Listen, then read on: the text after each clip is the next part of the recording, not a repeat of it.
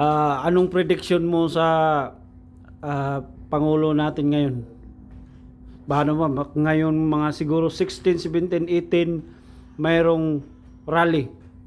Baka mag people power, baka bababa, o ano ba yung hula mo? Magkatotoo ba o hindi ba? Alam mo, itong cellphone ko, medyo hindi na ako nangimasok sa social media eh. Kahit sarili ko nga, minsan hindi na ako nakikinig.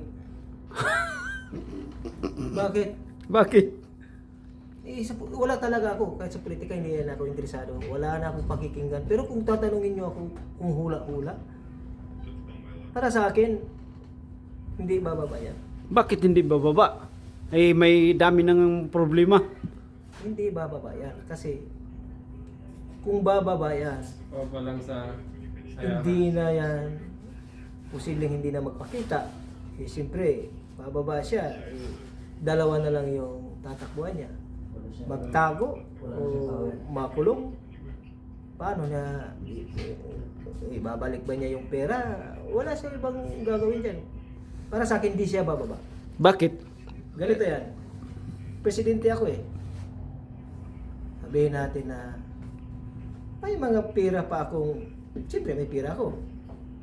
Eh, may puwersa pa ako. Hindi ako bababa.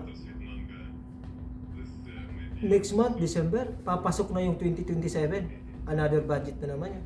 Eh, siyempre, kailangan ko muna pasukin tong budget na to sa 2027. Ibang istorya na yan. By 2028 pa. Eh, kung iiwan ko yung budget na yan, Sayang. sayang. Kung ako, kung sa akin, eh, yung prediction ko, hindi siya bababa. Hindi bababa talaga. Kahit anong mangyari, hindi siya bababa. Hindi bababa. Ano ka ba talaga? Duterte o Wala akong sinasabing Duterte. Wala ako sa politika. obvious na yan. Nagsasabi lang ako na hindi siya bababa. paano pag bababa siya? Kung bababa siya, eh, yung taong bayan mismo siguro ang gusto na paalisin siya. O kung hindi siya aalis, anong gawin natin? Pero basilaw yun sa pira, sa mga budget na para paparating, di yan siguro bababa, no? Hindi bababa yan. Pero makukulong. Hindi ako sigurado kung makukulong. Kasi ang gagawin niya, aalis yan. Hindi na magpakita yan. Parang something ko. Parang mystery na lang.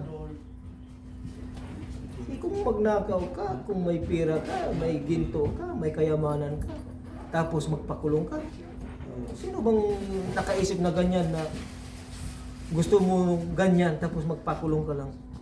Para ka na rin nagbigti o Kalain mo yung 100 billion? Kahit 500 billion lang. Sapat na siguro yun, no? Mabuhay ka sa mundo, no? yung pira na yan, hindi mo maubos. Kahit isisilang ka, mabubuhay ka ulit, mamamatay, hindi mo maubos yan.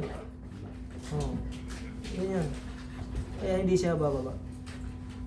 Sa akin lang, hindi siya bababa. Hindi siya bababa kasi manghinayang o anong tao ang... Kasama na dyan. Kumbaga, tabla na. Tatablahin niya. Sarili niya, yung buong Pilipinas, tatablahin niya. Ibig sabihin naniniwala ka sa statement ni Santico. Ah, Kidyak mo.